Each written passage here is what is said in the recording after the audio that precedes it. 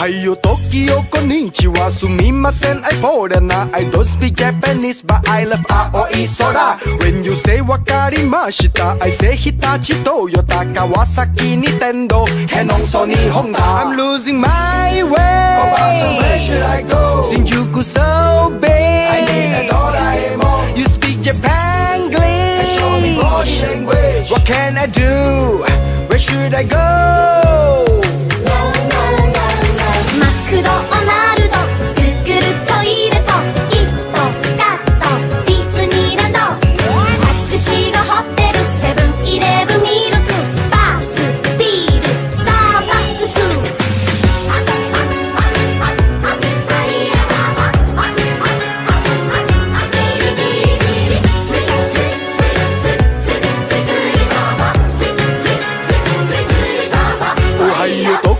Konnichiwa, sumimasen, I foreigner. I don't speak Japanese, but I love ramen tempura. When you say arigato, konbawa, I say Suzuki, Yamaha, Uniqlo, Toshiba, Casio, Kochila. I'm losing my way. So where should I go? Shinjuku so big. I need a Doraemon. You speak Japanglish. And show me body language. What can I do? Where should I go? Please take me home.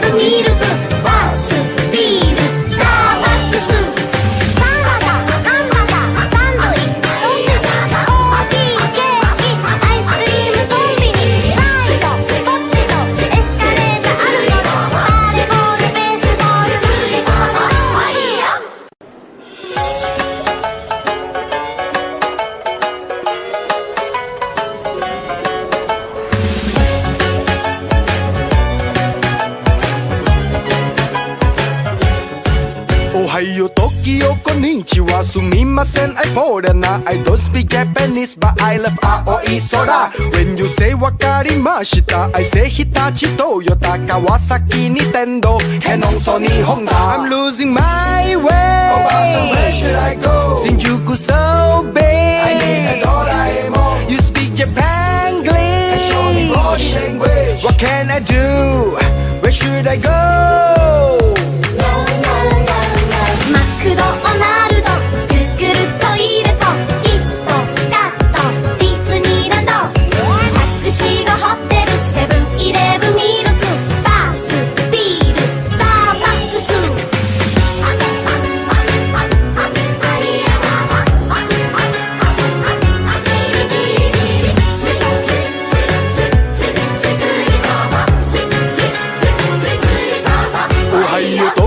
こんにちはすみません I foreigner I don't speak Japanese but I love ramen tempura When you say ありがとうこんばんは I say 鈴木ヤマハユニキロトシバカシオこちら I'm losing my way So where should I go? 新宿 so big I need a Doraemon You speak Japanglish And show me body language What can I do?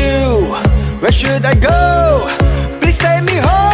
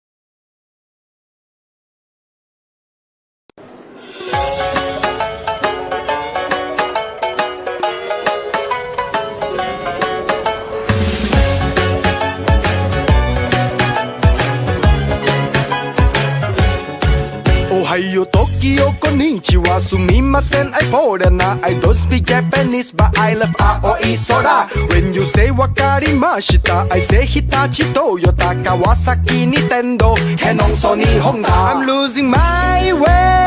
So where should I go? Shinjuku so big. I need a Doraemon. You speak Japanglish. Show me body language. What can I do? Where should I go? マクドナルドグーグルトイレとキットカットディズニーランドタクシーがホテルセブンイレブンミルクバスビールスターバックス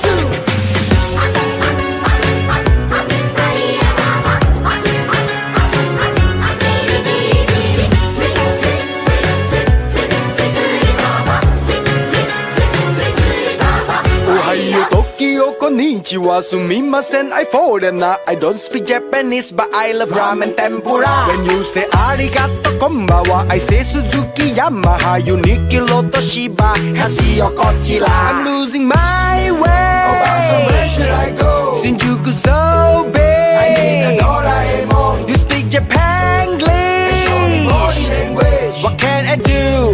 Where should I go? Please take me home.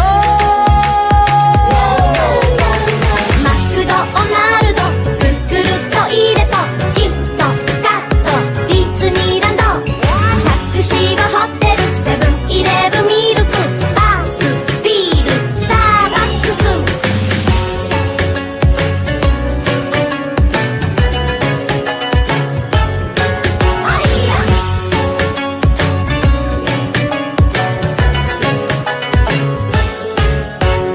サラダハンバーガーサンドイッチソーセージコーヒーケーキアイスクリームコンビニフライドポテトエスカレーターアルコールバレーボールベースボールバスケットボールゴールマクドナルドグーグルトイレとキットカットディズニーランドタクシーがホテルセブンイレブンミルクバスビールスターバックスサラダハンバーガー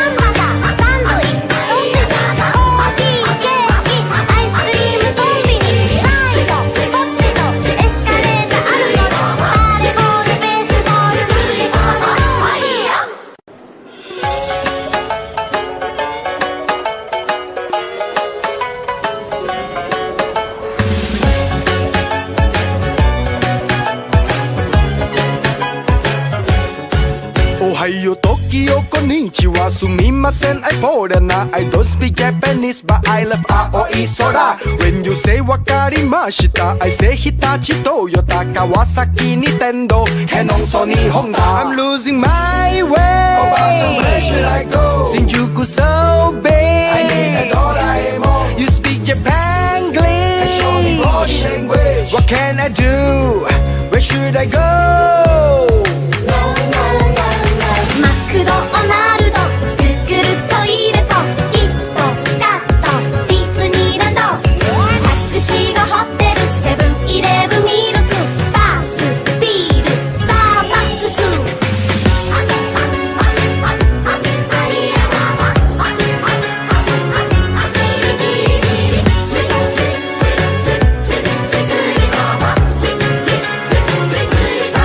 Ohayo, Tokyo, konnichiwa, sumimasen, I foreigner. I don't speak Japanese, but I love ramen tempura. When you say arigato, konbawa, I say Suzuki, Yamaha, Uniqlo, Toshiba, Casio, Kochila. I'm losing my way.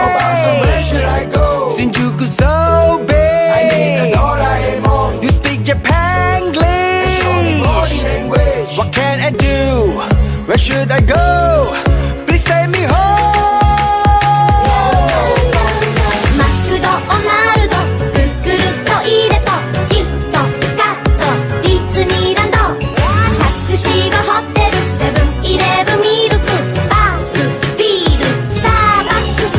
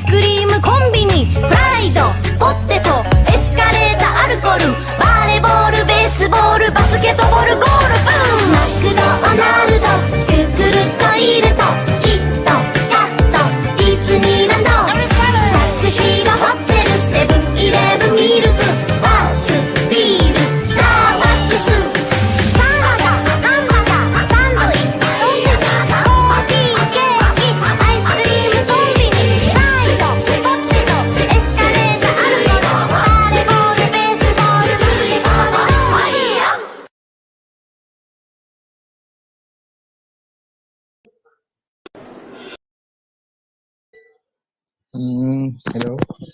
Hello guys, could you hear me?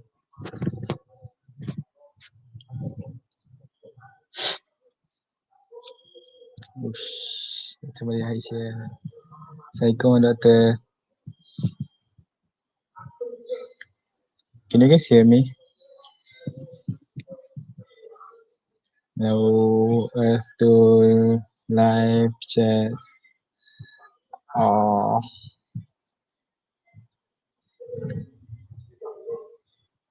Waalaikumsalam. Oh, can you guys hear me? Can you or not? Why is it so? Oh yeah.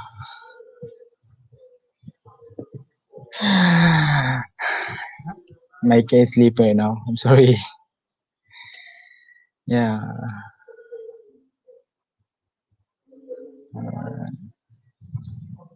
So guys, first of all, if you guys have any like, if you guys have Instagram, will you guys mind following our Kizuna Club? It is spelled at KLM Kizuna KIZUNA Club. Could you guys please follow it, and if you wouldn't mind, could you please like follow me? I'm not asking like you to like to follow me, just if you not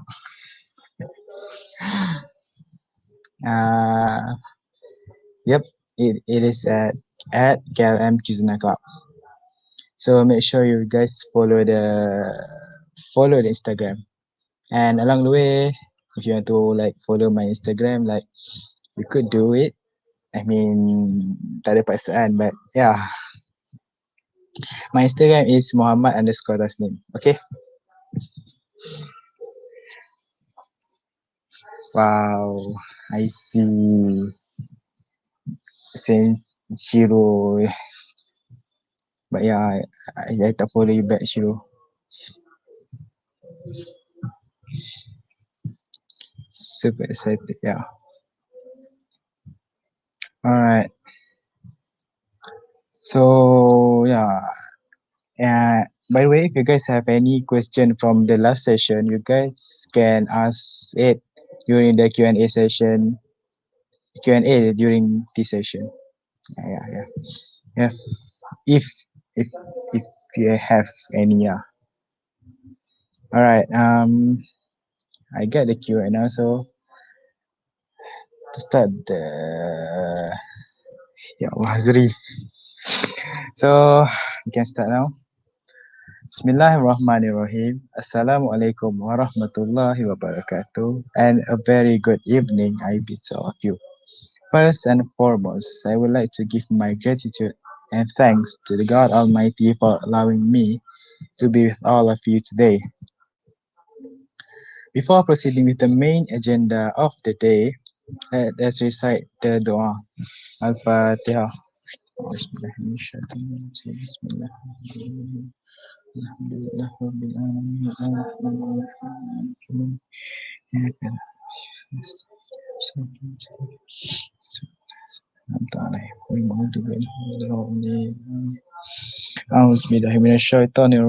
Bismillahirrahmanirrahim. Alhamdulillahi Rabbil Alamin. Wassalatu wassalamu ala ashrafil anbiya wal mursalin wa ala alihi wa sahbihi ajma'in.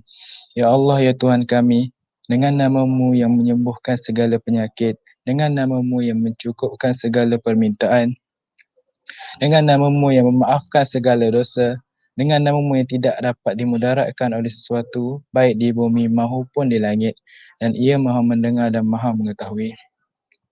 Ya Allah, maka ampunilah segala dosa-dosa kedua ibu bapa kami, para guru dan saudara kami, serta sekian umat di alam ini. Ya Rabbana lakal hamd. Sesungguhnya hanya kepadamu kami rafakkan rasa syukur. Hanya kepadamu kami menyembah dan hanya kepadamu kami memohon pertolongan. Maka engkau berkatilah dan lancarkanlah majlis kami pada hari ini. Tiadalah urusan itu mudah melainkan engkau jadikannya mudah. dan engkaulah yang menjadikan kesukaran itu mudah apabila engkau mengkehendakinya. Terangilah hati kami dengan cahaya petunjukmu sebagaimana engkau terangi bumi ini dengan mataharimu selama-lamanya. Rabbana atina fid dunya hasanah wa fil akhirati hasanah wa qina azabannar. Subhanaka rabbi izzati amma yasifun wa salamun ala mursalin walhamdulillahi rabbil alamin.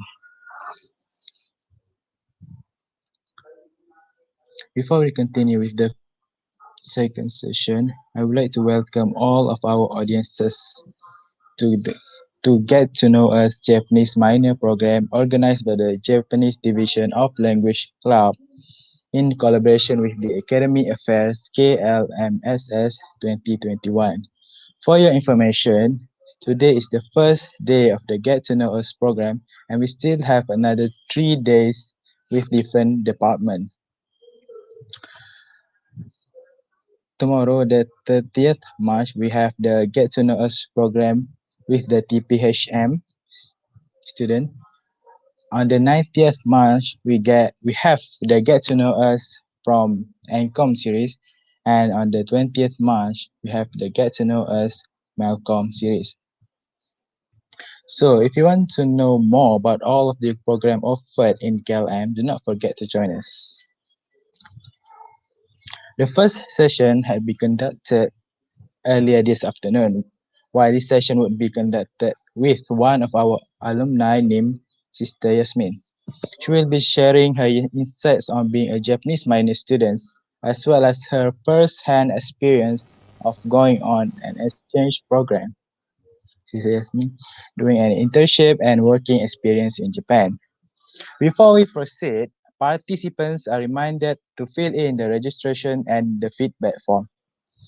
The link for both forms is in the description and the pinned comment. If you have any question, do not forget to jot that down somewhere and you may ask the speakers later during our Q&A sessions. Now, I would like to pass the baton to our speakers. Thank you.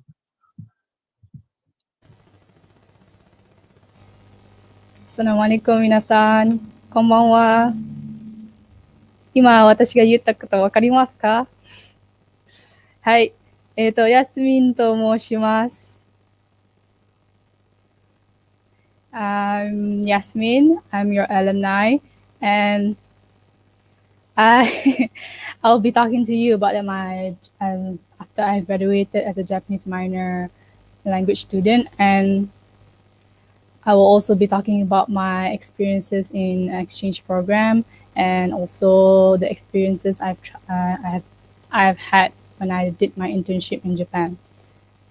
As currently, I've already graduated, so currently I'm studying MBA, and also business Japanese because learning doesn't stop. So you have to keep on going even if you reach this far. So yeah, I hope you can benefit from me. And inshallah, if you have any questions, you can ask during the Q&A session, inshallah. Okay. Thank you.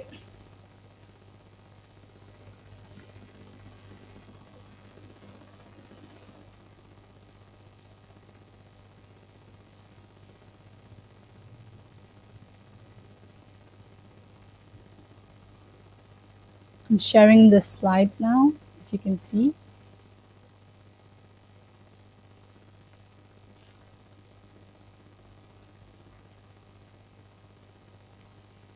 Ja, 始まりましょうか。はい、来ますよ。Okay, I am an international communication student, an English for international communication graduate, and I have minor in Japanese. I was one of those few people who have completed the minor in Japanese, and that was like, how many years? 1 year ago, but my exchange program was 3 years ago.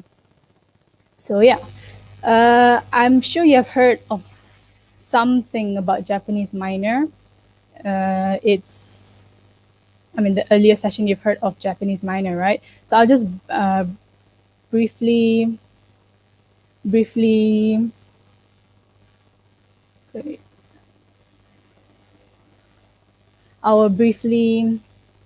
tell you about it. Like Japanese have a few subjects like Japanese level 1, 2, 3, basic Japanese reading and writing, because you can't just speak Japanese. You also need to read and write Japanese.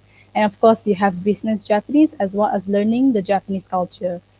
If you minor all of these subjects, like if you take all of these subjects and get a minor at the end of your study, you'll be considered like entry level. Entry level here means that, you know, JLPT, right? Japanese Language Proficiency Test. That test is to kind of like gauge what level you are. N5 is the lowest and N1 is the highest. So if you have done your minor, you'll get about N3. Of course, it's not just studying minor, you also have to make your own effort. So since all of you here are here for minor, Japanese minor, I suggest you should go for exchange program. Yep, it's the best decision I've ever made, alhamdulillah. So there's actually 2 universities you can, wait, let me, like this picture here is actually the first time Japanese students come to UIA to have that kind of like program. So I had the honor to host them, and I actually practiced a lot of Japanese with them. And from then onwards, I had more like opportunities to speak Japanese. So moving on to the exchange program, there's 2. There's Kansai University and Doshisha University. So you have the option of going in spring or fall. Spring is like March, like that, April. And fall is during September. So even though at the moment there's 2, I'm sure there's more that I am not aware of at the moment, but there's 2, and I chose Kansai University. The reason why I chose Kansai University is because, well, all four of us, my siblings and I, managed to enter exchange program in Kansai University. All 4 of us. I'm sure you've heard that when you go for an exchange program, the quota is 2, right? Just so happened that there was nobody who wants to go to exchange program at that period. So alhamdulillah, I don't know if you know Hiroko Sensei. Yeah, Hiroko Sensei, she helped us out to go to exchange program, the 4 of us at the same time. So yeah, it's up to you whether you want to choose. In my opinion, Kansai University is more modern setting, and it's in Osaka. And Doshisha University is more like the old vibe. But I also like Doshisha University, but my Rizki is in Kansai, right? So yeah, and if you see in the slides here, on the right is Doshisha University, and on the left is Kansai University. So moving on, the procedures. Back when I did my exchange program, all I did was get the necessary papers from KLM, and of course I also saw the information on Facebook. KLM Facebook gives you information like when will the exchange program happen and when will they, have like the deadline and everything, all the forms. And it's important to have new passport pictures, not something that you've taken like how many years ago and you want to use it because you rarely use it. So it's important to have new passport pictures because that's where you'll need it to apply for a visa. So when you go on an exchange program, I'm sure some people will have like financial problems, or they want to go but they aren't able to. There are also options like scholarships. It's called JASO. We didn't have the opportunity to get the scholarship, but alhamdulillah, in Japan, with also Baraka and all that stuff, Japan offers you part-time job, so you can also earn money while you're there. That will help you in your daily necessities. So yeah, you have an option to apply for JASO scholarship. that's pretty much a brief information. If you want to know more, I think it's better to ask KLM because I'm sure the procedures now have changed, but this is what I have experienced 3 years ago. Yeah. So moving on to the dorm activities. So dorm activities here, the picture here is during my last party in the dorm. They had a barbecue party. You might be wondering, barbecue, is it halal? Is it? Of course it's halal, because when you tell the Japanese that you have preferences, that you are a Muslim and you have to eat halal food, they will actually prepare for you halal food. They will understand you. So that's the best part about it, because they will try to accommodate with you so that everyone can have fun. So other things was like sports day, Christmas party, and many other activities. It depends. Like different dorms have different activities, and different universities also have different activities. But mostly it's something like this, because depending on the months, they have like specific kind of celebrations, like events. And with dorm activities, ryo no katsudo, you can mingle not only with Japanese but also foreign students that speak Japanese. Can you imagine speaking Japanese with foreign students? Because most of them there have a major in Japanese. So if you are able to speak Japanese, take the opportunity to speak with them and practice your Japanese. Have fun while practicing Japanese. So the next one is Undokai. Undokai is sports day. I had the opportunity to join the sports day in Kansai. This particular event was an invitation from the community. Like there's a community in near the dorm, so they invited like whoever wants to join, they can join. But this is more like the kids sports day, so you like help out and have fun. Yeah. And in here it's like, in this sports day, it's me and my brothers, as well as one American friend and one Korean friend. She can also speak Japanese. I'm like, am I able to be friends with Korean? I mean, I don't speak Korean, but in actual fact, they can speak Japanese. So it's amazing how even if we are, from different cultures, different background, if you have Japanese, just so happen that we're learning Japanese, we were able to communicate with each other. So in a way, you don't really have to learn Korean. But that's up to you, of course. So next is Bunkasai. Bunkasai is cultural festival. It's usually held in the fall semester, so whoever is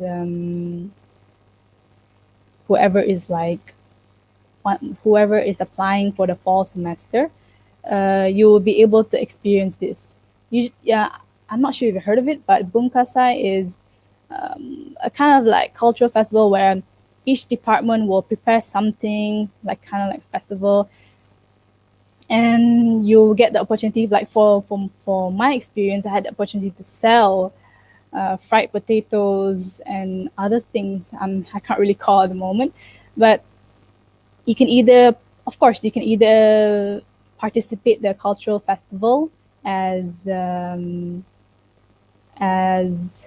what is it called?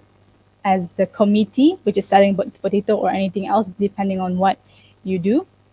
And you can also participate as customers. Like you can go around, see other booths. Like there was one booth that have a obake house, obake yashiki, like the haunted house. The students were really good at making it, so it was really fun. Yeah. So not only will you be interacting with Japanese students, you'll also be interacting with international students. So in this picture here, there are Japanese, and there's like half Japanese, half Hawaiian, if I'm not mistaken, and there's some American students. So there's really like intercultural setting, so you'll enjoy yourself.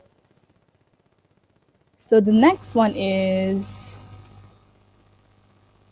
Daigaku no Katsudo. Daigaku no Katsudo is university activities. So it's actually depending on the classes you take, like besides Japanese, you can mingle with other university students. Of course, there are activities where you can mingle with other students, but I feel like if you have the same classes with them, it has a more personal feel.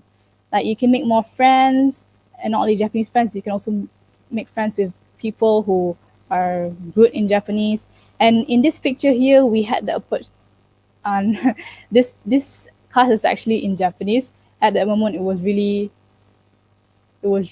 like it's the first experience, but we enjoyed a lot because we get to go to hatake. Hatake means the field. We can plant our own seeds. It's more like this class was more like a business class, but they also let us have experience to go to the field and plant some of our seeds. We actually bought the seeds too. So yeah. And the next one is halal food. When I was in exchange program, I actually didn't know like I in here there's Ajinatori Halal and Batikrom website. You can actually buy halal food online and it will be delivered right to your doorstep. I didn't know about that, so I had to go to Gyomu supermarket, or in Japanese it's Gyomu Super. So in this supermarket, there's actually quite a lot of halal food. They have halal meat, and yeah, it's actually nearby depending on where you stay. And you just need to look up in Google Maps. They'll tell you which is the nearest Gyomu supermarket. And let's say if, of course, Gyomu Super is a good supermarket. But if you have no time to like go there or it's too far, you can always go to Ajinatori Halal and Batikrom. So it's really not that hard to find halal food because not only it's easily accessible through website and through nearby supermarkets, but also they like in the third one, Halal Navi. Halal Navi is an application where you can find halal food, halal restaurants in Japan. Of course, many other restaurants too, but I was more familiar with Halal Navi in Japan. So I I looked up a lot of restaurants in Halal Navi. So you might think that it's not a non-Muslim country and you might not be able to get halal food, but actually in actual fact you do. You just need to find it. So don't be so down. Yeah. So in this picture here is with my host family and my brother. Like I said, halal food is so like you can easily get it to the point where even your host family will prepare halal food for you. Isn't that nice? Yeah. So in actual fact, what is it called? Like you have the option to have host family or becoming friends with someone, and then you're close to them, and they will host for you. So in this case here, my brother was friends with one Japanese guy, and then we got together along really well, and then they invited us to our house. So yeah, it was a good experience. So next is homestay. I was mentioning about that just now. There's actually two options. Like I said, apply to the university because the university will tell you like there's a program where you can apply, like you fill in the forms, your name, your religion, and all the things, the requirements that you need. Because in my case, I didn't apply because I was kind of like worried that maybe they might not be able to accommodate to my preferences and needs, because I was also wearing hijab, because in the homestay program you have to stay overnight. So I was kind of worried about that. But my brothers they applied for the homestay program. So this is the family that they got to know, and they're nice. They're a nice family. And and my brother invited me to visit them as well.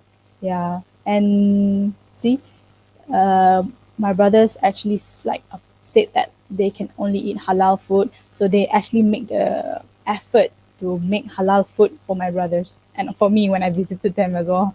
So yeah, Japanese people are really understanding, and they will try to accommodate to you. If you just need to you just need to explain to them, tell them, don't keep quiet. Yeah, they'll be able to understand you. Short form is part-time jobs. You must be wondering like, how am I supposed to gain money?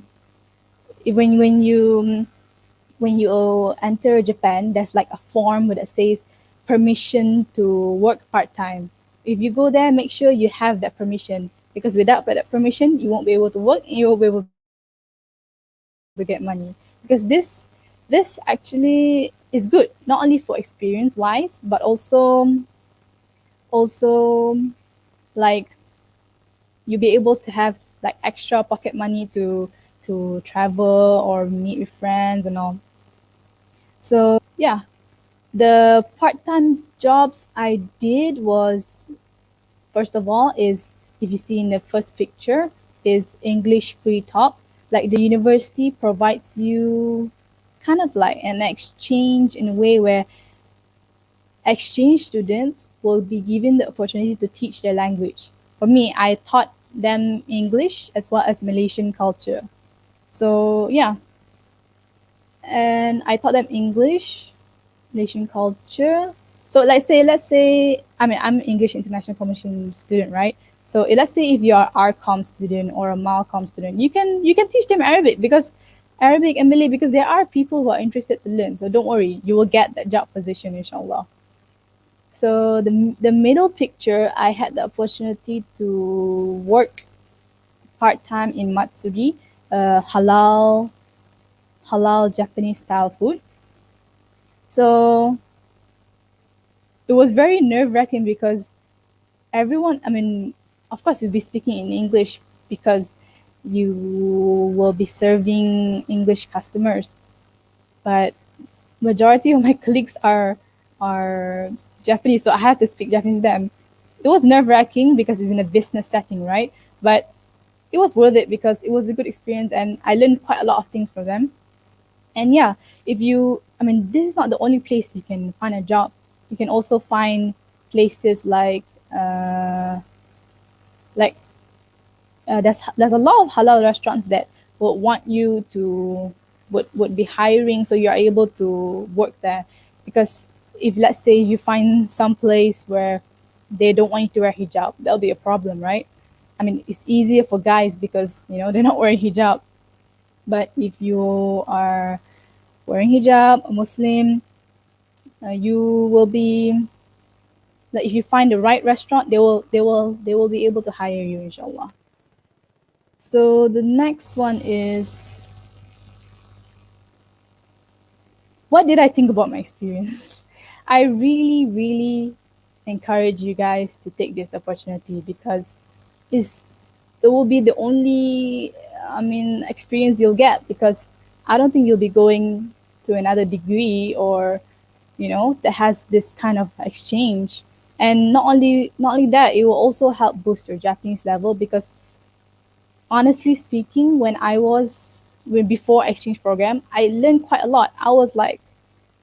I learned by myself, I learned with the university. So I feel like there was like kind of like a wall. It's like, am I gonna get any better than this kind of thing? So when I went to the exchange program, I mixed with people who can speak Japanese. I don't mix with people who speak Malay or English because I want to improve my Japanese.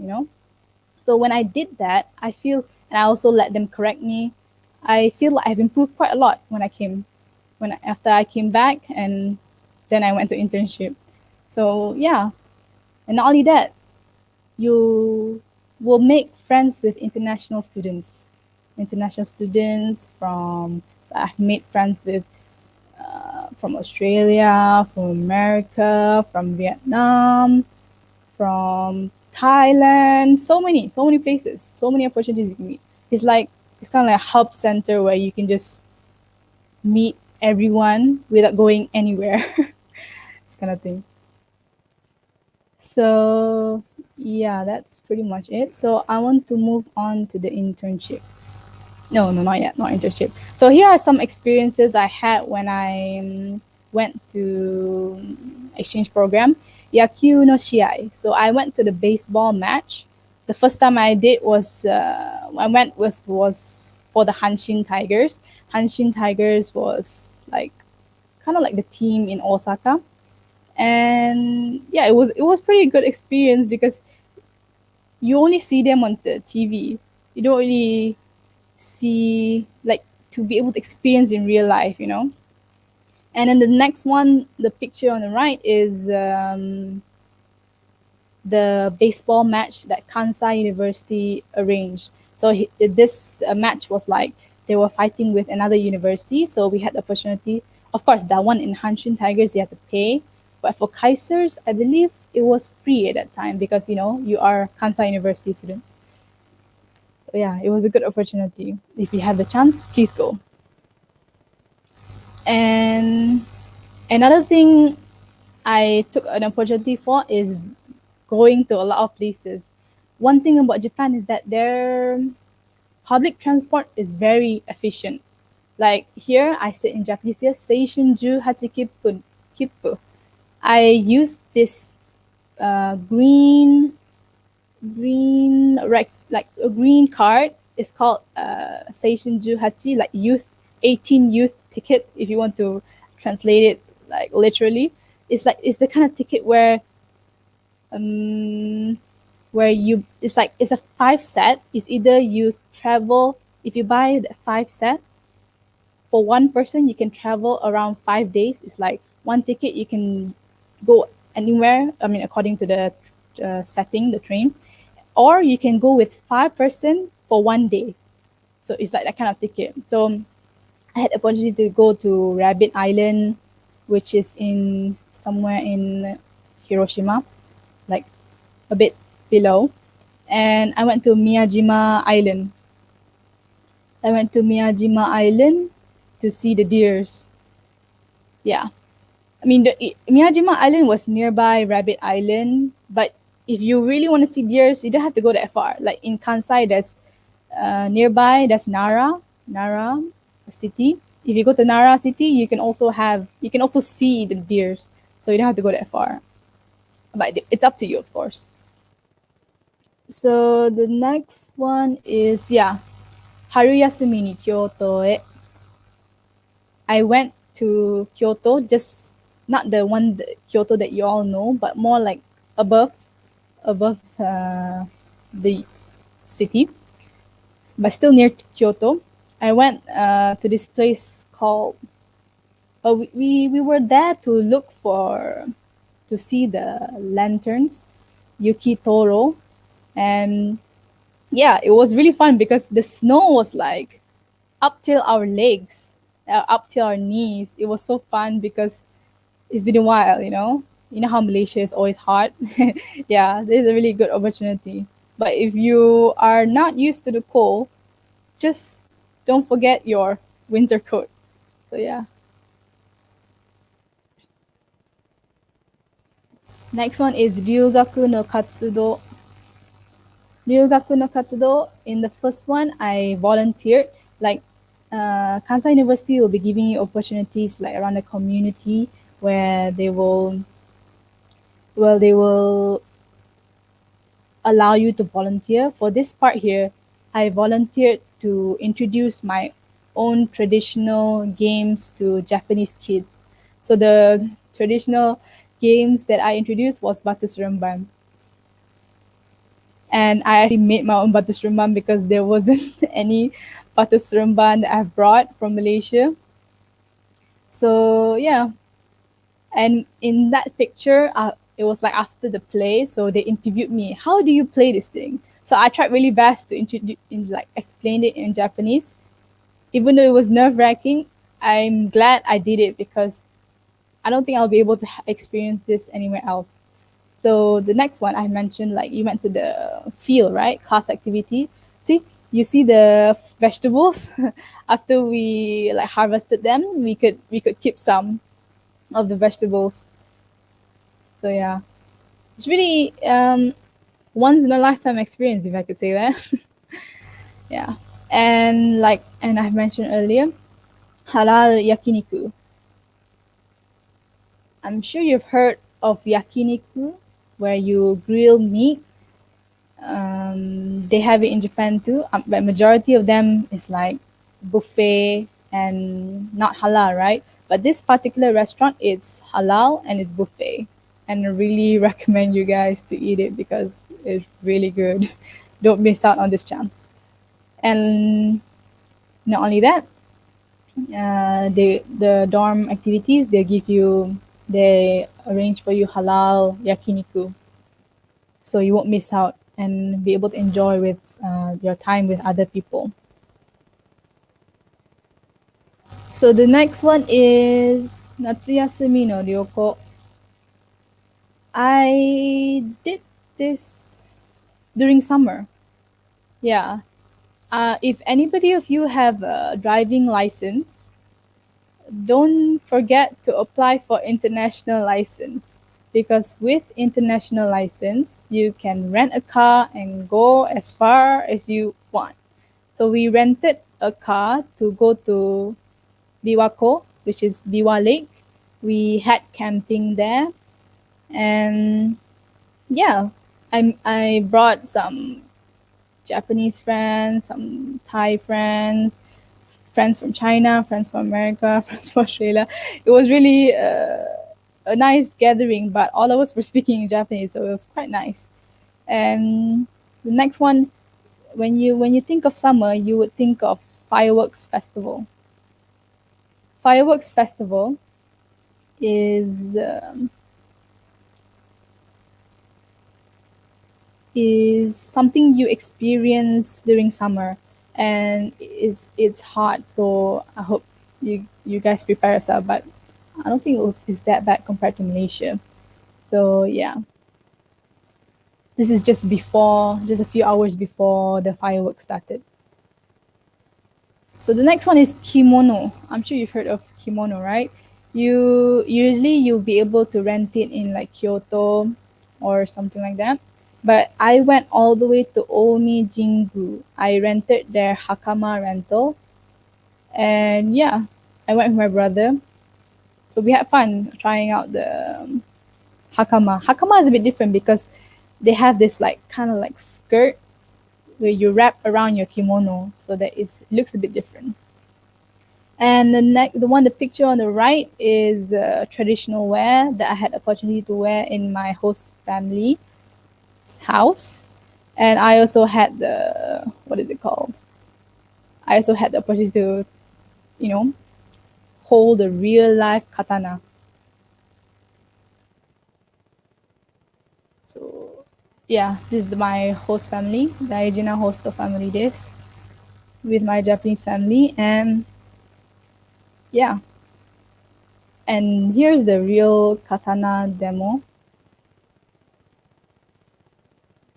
So he was like showing us how to, like, use the sword. So it was pretty nice.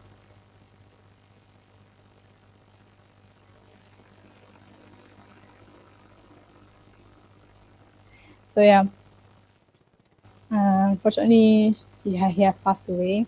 So yeah. Oh well. Let's just make dua for him, inshallah. And the next one, I went to Kobe. That's the B Kobe Monument. There's so many places you can go actually. You just need to look it up and you'll be able to maximize your time in Japan. And we also went to Suma Beach with my friends and my brother. And other things I went is koi nobori. Like you see that koi fishes, like koi kites. It's like, it's pretty nice, very colorful, and they usually do it on Children's Day and Hanami. You can watch the spring cherry blossoms. And funny thing is that this girl in this picture, in the Hanami picture. I actually met her in Malaysia because I tried speaking to her in Japanese when I met her in the masjid. So when I met her in the masjid, I tried to speak some Japanese. Then she like spoke back with me, and we like became friends. And then I met her again in Japan. So it was really nice because I had the courage to talk to her. So be confident, guys. If you try to speak Japanese, you'll be able to experience new things. So yeah. Next one is internship. Internship I went is at Westin Rusutsu Resort, Hokkaido, and I did it for 3 months. My earlier senpai, my senior, they went during summer, but me and my group of friends, I went during winter. So there were like some departments like F&B, housekeeping, and being in charge of the public area. It actually depends on your Japanese level, because if you are able to speak Japanese more, of course you'll have to deal with the customers more. And the basic requirement for this is Japanese at workplace. So you have this. If you have better Japanese and you go to interview, you have better chance of passing. So the next one is as an intern, internse is important because it's a different culture, Japanese culture. You have to be punctual. They have strict uniform codes. Like for example, in this picture here, our uniform was, it has to match. You cannot wear black scarf. Note that you cannot wear black scarf. There was one experience where I think one of my friends, she wore black scarf, and then the Japanese, they were like saying, there's one Japanese kid that say, "Okasan kowai yo," tte. Like the kid was like scared of her wearing black scarf, so it's better to avoid black scarf. And be quick, as in you have to be fast. You cannot slow down. You cannot delay other people. And it's also important to always smile. Smile is important when it comes to Japanese hospitality. And then when you're in the workplace, you have to respect your seniors, your senpai, because they're the one who'll be teaching you, and they'll be the one who will have your back and listen to instructions properly. So it was really a new experience, and I enjoyed it actually. And yeah, there's a lot actually. And what I think about this is that it lets you know more about the working culture, and apparently work in Japan pays you better, and it will boost your Japanese level, your confidence, and your sense of responsibility. In my personal opinion, it's a better option for tourism hospitality students, because if you have this experience, I'm sure you'll be able to work any other hotels. But I was an international communication student, so trying it out, it was good for me because I can see what I actually wanted to do, and I'll tell you later what I actually want to do. So the next one is the benefits of interning at the resort is that overseas as well, is that you get to travel to a new place, that you get to enjoy activities like snowboarding and skiing. It's actually free because you're a staff there, and you get a staff discount. So in this picture is with my family. They came all the way, and the pay they give you is actually enough for your daily necessities. And especially in Hokkaido, there's not many halal supermarkets. So I've mentioned earlier the online shop, right? So if you order from there, you'll be able to get your halal food easily. So there'll be no problem, inshallah. So my tips for learning Japanese is these 3 apps. Earlier, before I entered university, I actually studied Japanese by myself. So these 3 apps was like a lifesaver. And for those of you who are a beginner, you can try with Memrise. Memrise is like an app where not only you learn Japanese, but also other languages. And it will help you build your foundations so that you can start you can start your Japanese journey. And then the one in red is Japanese by Renzo. It's actually sorry. It's actually what is it called? A dictionary app where not only will you be able to search the words in Japanese, like Japanese English, English Japanese, you can also see the writing, the way to the order of the stroke for the Japanese kanji. And there's also flashcards where you can like remember the vocabulary, and you'll be able to remember it. And the last one is Taking's Guide to Learning Japanese, Bumpo Guide. Bumpo Guide wa it's a grammar guide where he'll explain nicely the grammar rules, so you'll be able to understand it better. And there's an app for it, so when you is even though it's a textbook, the app allows you to be interactive with the notes, with the textbook basically. So if you want to give it a try, you can check it out. So, nani ga dekiru? What can I do with my Japanese? With an extra language, you are more likely to get hired. There's higher demand for Japanese because when you have Japanese, you get paid better. Not only can you be a teacher, you can also be a translator or other corporate jobs that use Japanese. You can also do da'wah because there are a lot of Japanese who are interested in Islam. So in this picture here, I had the opportunity to be the translator for Tun Dr. Mahathir and a youth program. This youth program is Japanese Muslim youths. I did it with my siblings. They came to learn more about Islam, like to be more aware of the Muslims here in Malaysia. So I had the opportunity to translate for the youth, and there were also some non-Muslims who were interested in Islam. So yeah, there are so many possibilities, and don't let your fear stop you there. Yeah, and if you want to know more about us, the four siblings, all of us, same course, same minor in Japanese, same exchange program. Without this minor, we wouldn't start our own platform. The platform where we tell Japanese people the beauty of Islam and of course Malaysia. So yeah, that's it from me. You have any questions?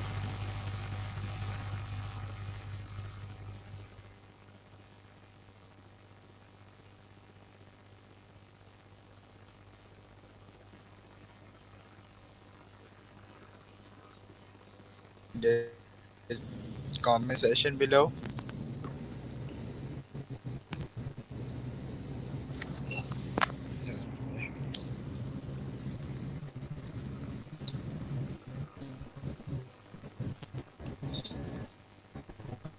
Okay. So is how is the work culture in Japan? Oh, the work culture in Japan is actually fast paced. Like you have to be efficient. You cannot.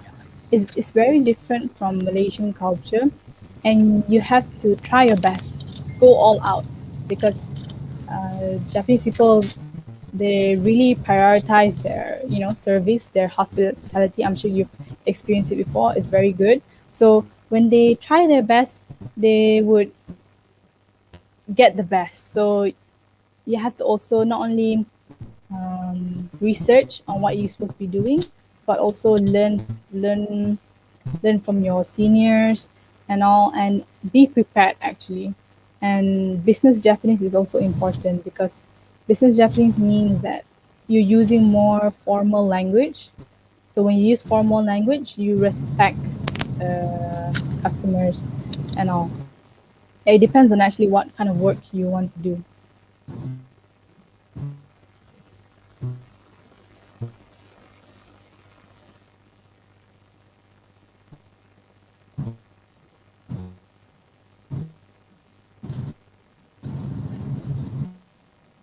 What was the most surprising things you saw at Japan? That.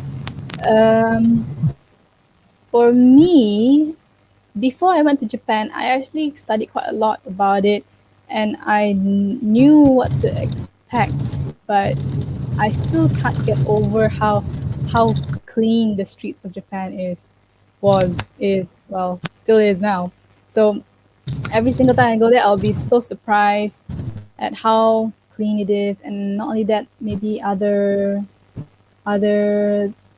Japanese like inventions like the and all that stuff. So yeah, I think the culture shock is more like, I mean, you wouldn't get culture shock because honestly speaking, the way the Japanese live is similar to how practicing Muslim live. So you wouldn't feel out of place, especially if you're able to speak Japanese.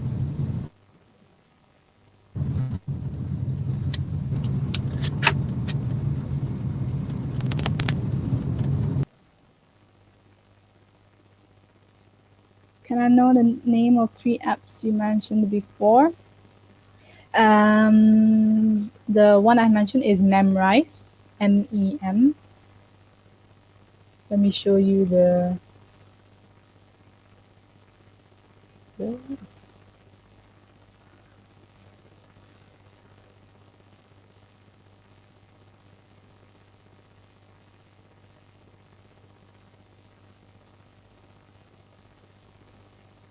So these are three apps that I've used, and there's actually more, but for now, for beginners, I think this will be beneficial for you.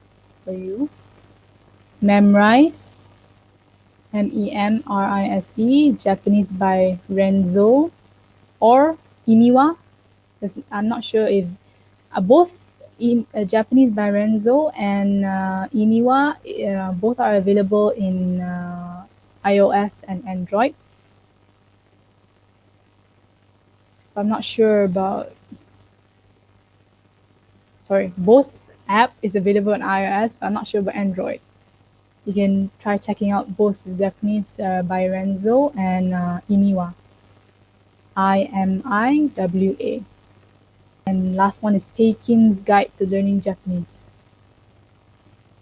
So yeah.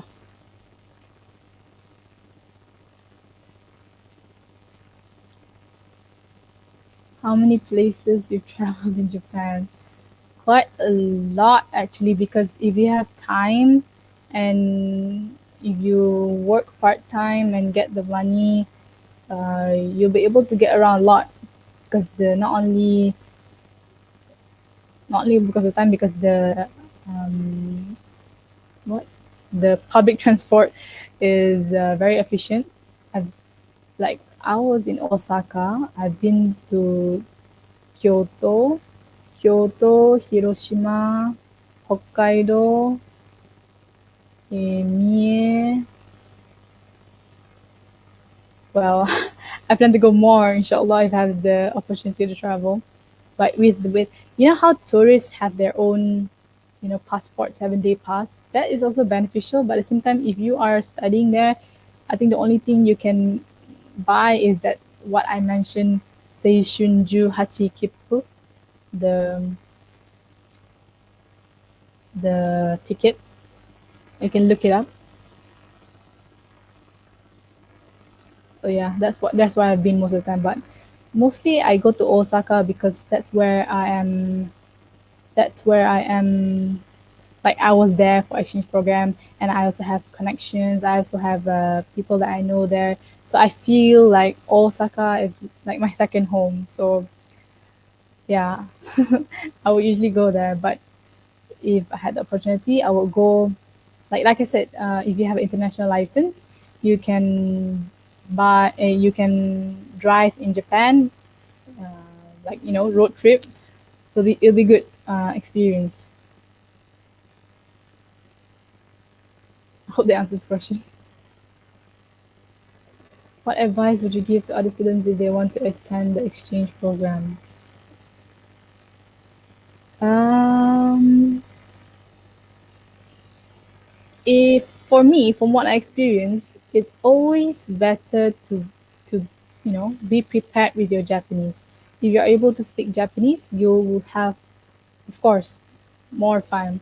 But if you're not able to speak Japanese and you're learning, you can still communicate with other international students and also uh, enjoy that kind of experience. But it's always different when you know a different language. Like you break the barriers and you'll be able to feel closer to the natives and other people. Like you'll be able to immerse yourself even more in the country, in the culture.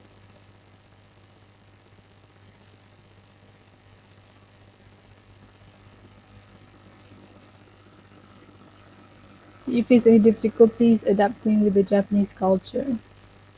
Mm, Not Japanese culture per se, because I was familiar with it. And if you like, let's say we're all Muslims, right? There are certain things like you that is goes against your beliefs when you go to Japan. All you gotta do is just be strict, be firm in what you believe in, so you wouldn't go through it. And it's more like the timing. Like in Japan, you have to wake up earlier than usual because subuh is very early, 3 o'clock, 3 a.m. So yeah, that was just what getting used to it. I had to put a lot of alarms to wake up, but I was with my sister, so we were always supporting each other.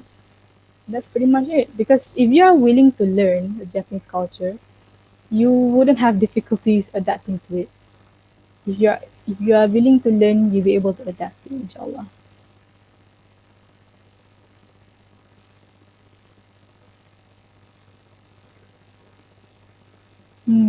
I actually went in my second year, second semester, I think. I mean, for me, I normally speaking, you would have to go basic one, basic two, basic three, right? For me and my siblings, I had basic Japanese. I studied by myself, so I wanted to skip the classes, but Hiroko Sensei at that moment, uh, there was no such system of skipping a class, skipping a level. So I was like, my siblings and I were really determined to, um, skip a level so that we don't waste time. uh, she made us take a test. It's called JCAT test, and based on our results, we skipped quite a lot of subjects, and due to that, we saved time. So at that moment, I think I learned intermediate Japanese. I had intermediate Japanese before I went to exchange program. So it depends on you actually. If you want to like improve your Japanese better, like you want to go to the next step, it's always better to have a certain amount of Japanese level before you go to exchange program. I mean, it's not like you won't enjoy if you can only speak a little bit of Japanese, but I feel like you'll be able to get the most out of it if you know Japanese. At least be able to know the basics, get a strong foundation, and all you need to do when you just go there is to practice. Like you don't. I mean, it's good to study Japanese, but it's more like what you've learned in UIA, you practice it in Japan. I think that's a better option, like around second year to third year, like that. Because as when you're a new student, you have to focus on your studies, right? So once you've done focusing on studies, you can focus on your Japanese. All you need to do is just practice.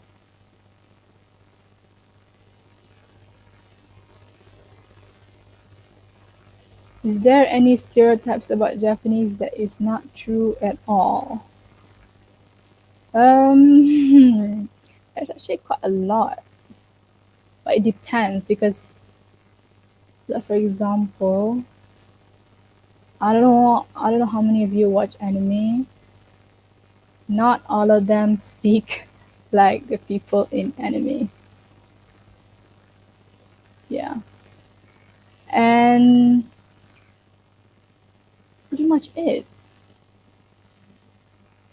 It was how many years ago something like that. So yeah. Not much actually. It depends. I think you have to experience it yourself. Because at that moment I didn't have any particular stereotypes about Japan because I was willing to learn more about Japanese culture, the correct one. So I didn't have like preconceived ideas or anything. Yeah, I think it's an experience you have to experience yourself.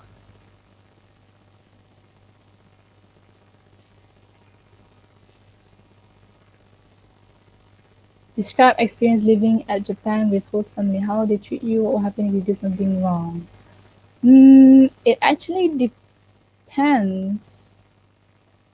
For my brothers, they apply accordingly. Like there's some kind of form, like your preferences and all that stuff, and they will assign you to particular host families that will be suitable for you. And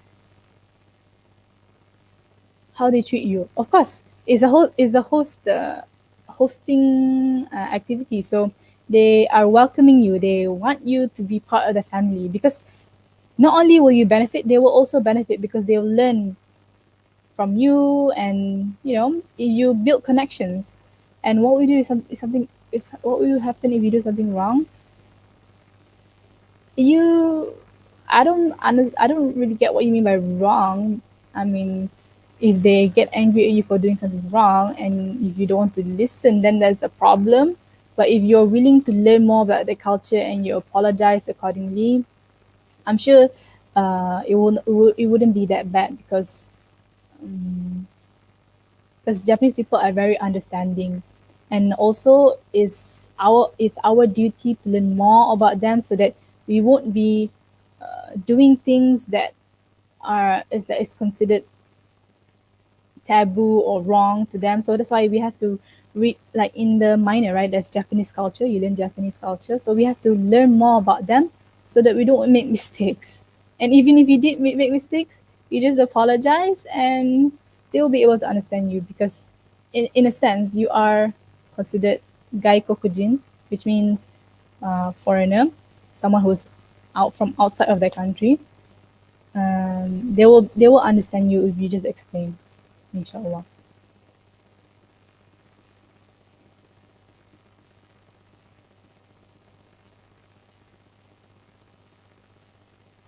Did you have any bad experience while in Japan? How did you overcome it? Mm, bad experience. I had one, but it was not by the Japanese actually. It was by some foreign. I think she has been living there for quite a long while. So I was like eating with my friends, and then she was like, at that moment my Japanese level wasn't good, but she was like saying like, oh, this Muslims, they're terrorists kind of thing. Like, okay, man, since when was I a terrorist? So like at the moment I just ignore her and just do my thing, and you know just leave it alone unless she was just talking next to us kind of thing. She wasn't like confronting me or anything, so it was okay. You just have to ignore them and just do your thing. Yeah. Unless they really, do something to you, of course, you have to do something about it, right? But usually, if you just mind your own business, it wouldn't be a problem. Yeah.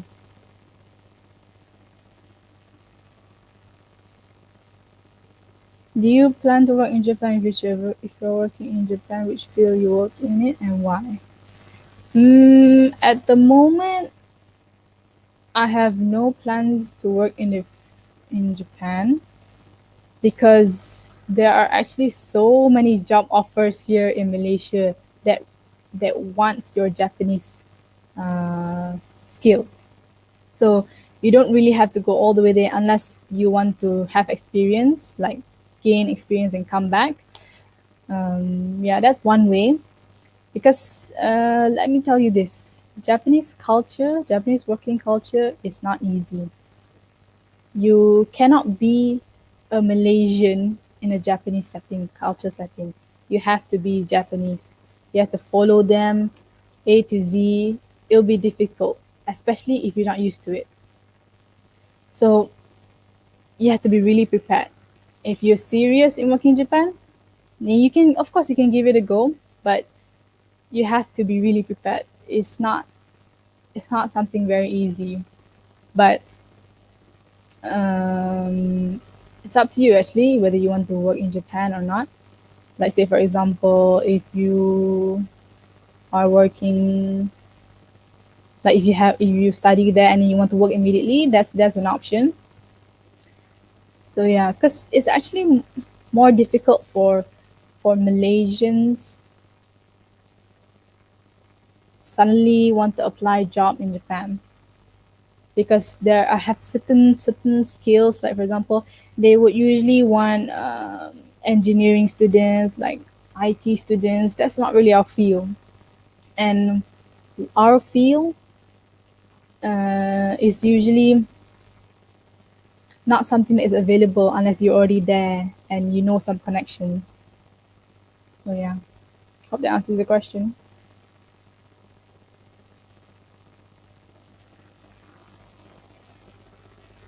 Have you ever experienced working in Malaysia? If yes, what are the biggest differences you could see in a Malaysian working culture and Japanese working culture? I don't have sufficient working experience, but what I have seen so far from my like part-time job experiences is that Malaysian culture is more laid back, like more relaxed, more like, you know, calm kind of thing. But when it comes to Japanese working culture, it's really fast paced. You cannot lag behind. You have to follow the instructions properly, and you just cannot lag behind. That's why is a very it can be stressful, and some Japanese, due to the stressful work culture, have suicidal thoughts too. So you have to be careful. Of course, maybe in Malaysia, they might also have some worries, but and some problems. But that's what I have observed so far between Malaysian working culture and Japanese working culture.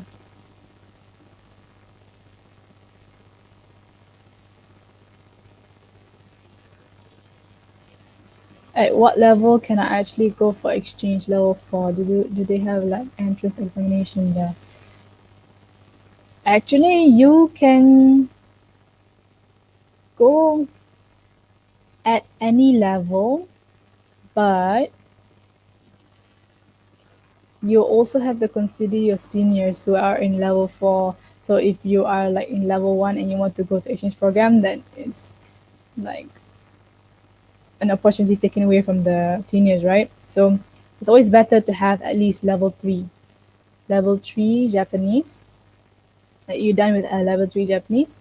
I'm not sure what's the requirement now, but from what my experience was that after level 3, I went to exchange program, and there's no entrance examination there or something like that. They only like make you like sit for kind of like exam, written exam and speaking exam, as well as I think the JCAT examination to gauge your level. The only reason why they do that is because they want to see which level you're in, so they know which class they should put you in. Like in Japan, there's like level 1 to level 6. So level 6 is the highest, level 1 is the lowest. So based on what you have written, the answers and speaking, they will put you accordingly. That's how they know which level you are and put you in the classes accordingly, and you can take, because exchange program is not just exchange program, you have to learn Japanese language classes and some core courses also if you are able to transfer credit. Yeah. Do you also listen to Japanese song or watch anime and drama when learning Japanese?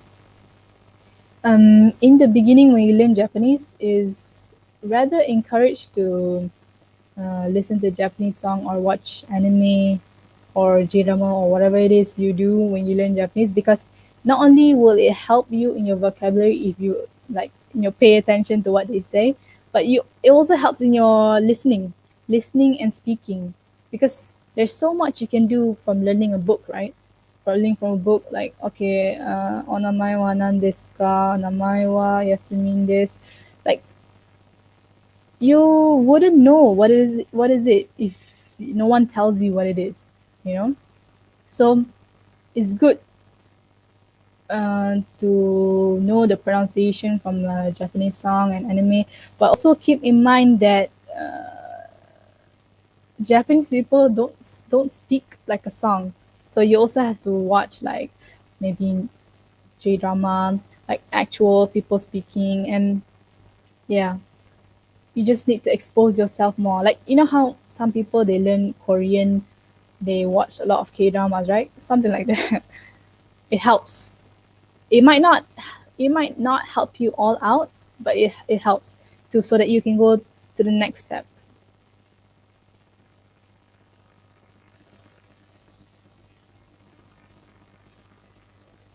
Could you tell us more about the internship, how and what made you apply for it? Back when I was in my fourth year, I back then Hiroko Sensei like helped us like arrange for the internship program. So since she's asked about it, so we're like interested because you know internship in Japan, right? It's a good experience. I don't know at the moment if this kind of internship still have. You might need to check with KLM again, and in order to get that internship, you have to go through the interview. They will interview you in Japanese. They will interview in Japanese if you're able to speak Japanese to them and answer the like a normal interview, but it'll be in Japanese. So if you pass, then you are able to intern there. And the reason why is because I wanted to go to the next step. Like exchange program is fun, but we also need the serious part in life. So I went for the internship after my exchange program and just took a few semesters of studying. Yeah.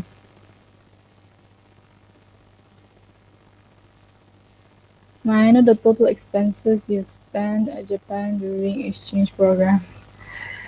It's actually 3 years ago, so I'm not really sure how much it was, but the application form, all the Japan like the KLM Facebook, all the information will be there.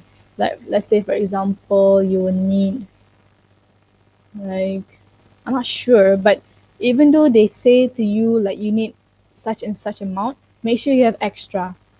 Not only must you have extra, if you want to work, like for example the part-time job I suggested, it will also help in your expenses, even though it's not much, but as long as you have something. Japan, the only reason why it might seem expensive is because they want you to be able to live there like comfortably during one semester. Because if you have not enough, then it also trouble not only the Japanese government but yourself. So yeah, you have to be prepared, know the information, and always have extra.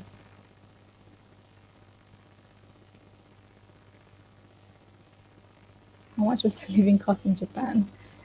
Mm, the dormitory was like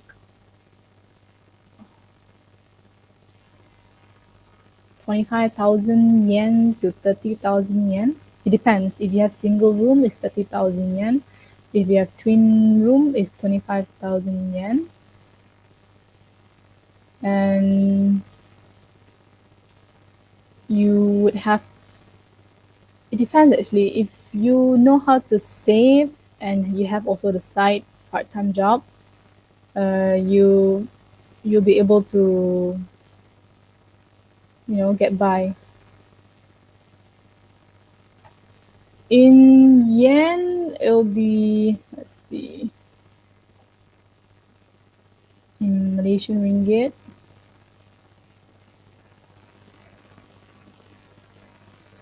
it'll be about 1,000 ringgit, like that, for the rent for the dormitory. Like, you have a choice to go to the dormitory or rent a apartment, but it's always better for the dorm because you pay the amount and they'll give you, like, water, internet, electricity, everything provided for. But if you rent a apartment, you have to pay, like, for example, you have to pay 30,000 yen, 1,000 ringgit plus. You will have to pay extra water, electricity bill, and many more. So it's always better to go for the dorm.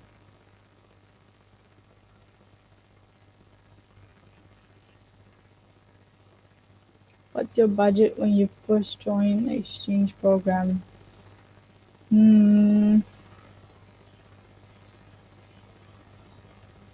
What's my budget, eh? It was like 3 years ago. I'm not really sure, but if you have, what was it?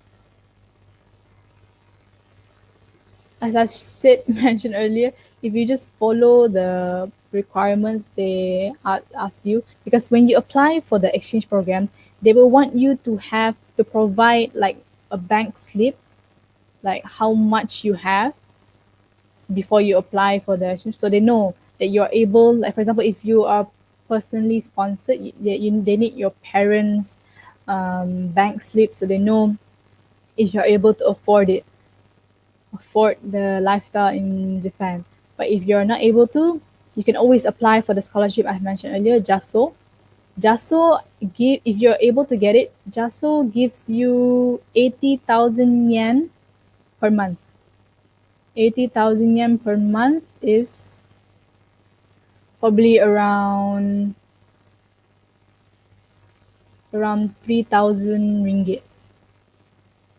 So if you are in one semester, like around 4 to 5 months, you'll get 3,000 yen. No, 80,000 yen per month. But you have to make sure that you have to know that even though it's a scholarship, they don't give you immediately, like in the first month.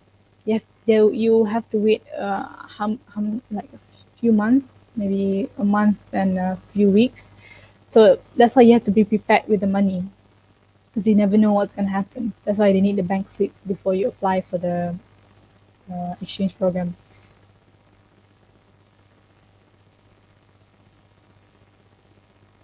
What makes you choose Japanese instead of other foreign languages? I actually like Japanese because when how on TV you will hear some anime, and like I like the way they speak the Japanese language. So when I tried learning by myself, I learned the culture. I got to know more about the culture. I like the culture because it's honestly very similar to Islam, and that's why we made our own platform Salam Nihon, so that we're able to do da'wah to the Japanese, because it's actually not that hard, and Japanese people can find some similarities with Islam. All you gotta do is just be there for them and talk about Islam. Most of them don't really know about Islam, and I believe that even with Japanese, you can contribute back to the community, give benefit to the ummah. So basically you do something you like and do something you can offer back to the community. So I believe it's a win-win situation, not only like your amal in this world, but also in the next.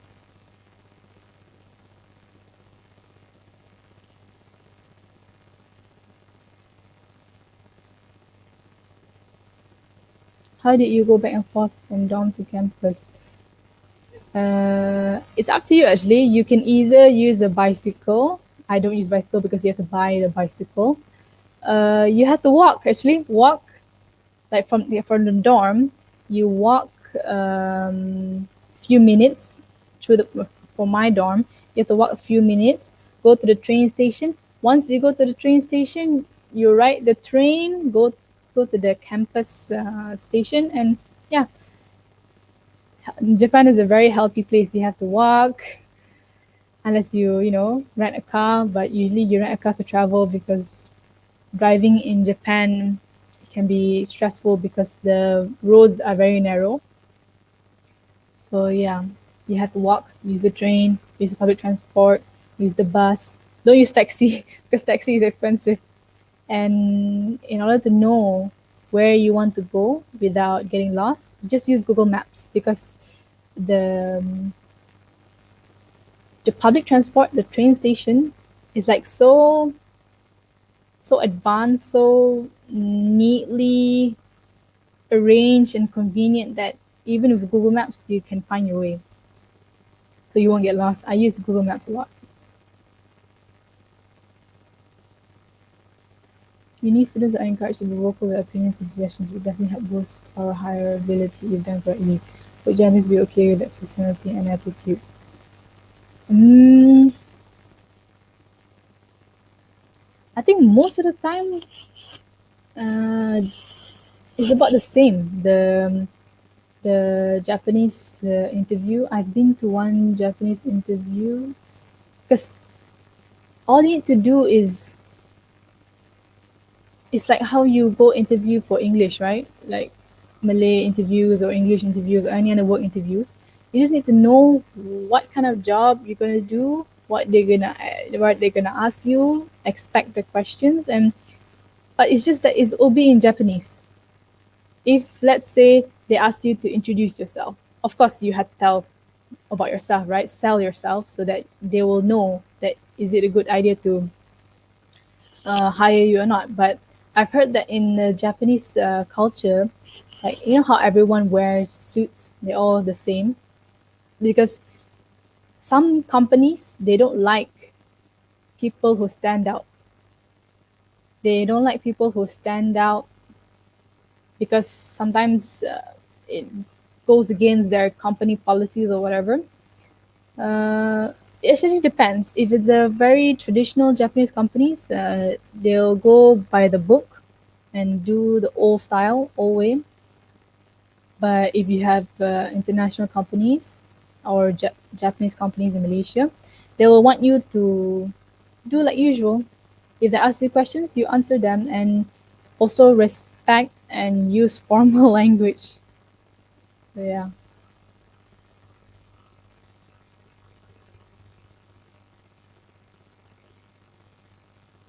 Do you have any plan to stay in Japan for good in the future? No, actually, because Japan is a nice place, but I don't see myself in Japan forever. If you want to stay there for a short while to gain experience and all, it's good. But at the end of the day, it's always better to stay in a Muslim country. Like Alhamdulillah, we were all born in Malaysia, Muslim country, so many Muslims, halal food easily accessible. I feel like if I were to choose, I would choose Malaysia because why would you want to go to Japan when you have everything here in Malaysia? But it also depends on you guys if you prefer Japan because um, I'm sure you know some things about Japan. Like it's not really a safe country because of the natural disasters and all. Yeah, and imagine being far away from your family. So yeah, no, my answer is no. What is your advice for a Japanese kohai in KLM, IIM, and in Malaysia?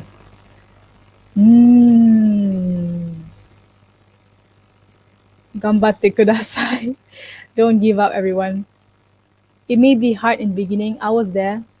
It was hard for me. But if you are passionate about it, if you do your best, learn more, practice more, don't give up. And IIM KLM already has a platform for you to learn Japanese. You just need to make the effort, attend the classes, practice, join the programs that they have that allows you to practice Japanese. Yeah, KLM is just a platform, but it's actually your own effort to be the best, inshallah.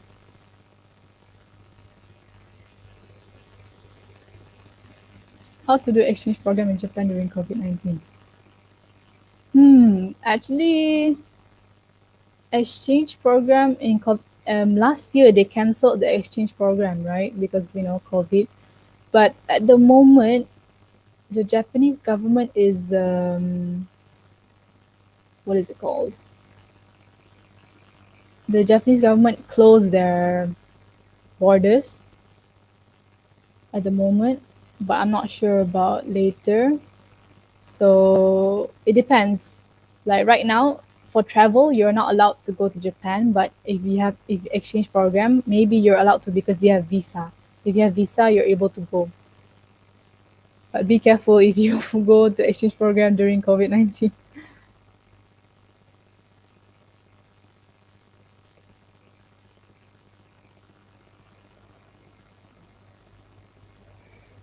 Okay, so there is a technical problem with our moderator just now, so I will replace him.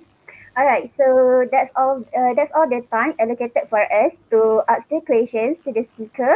Before we end the session for tonight, on behalf of the organizing committees, I would like to apologize for any inconvenience and shortcomings from us.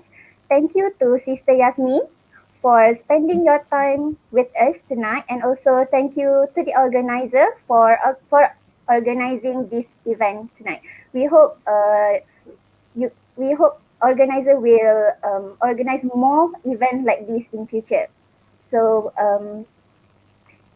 now we will end this session with Tasbih Kafarah and Suratul Ans.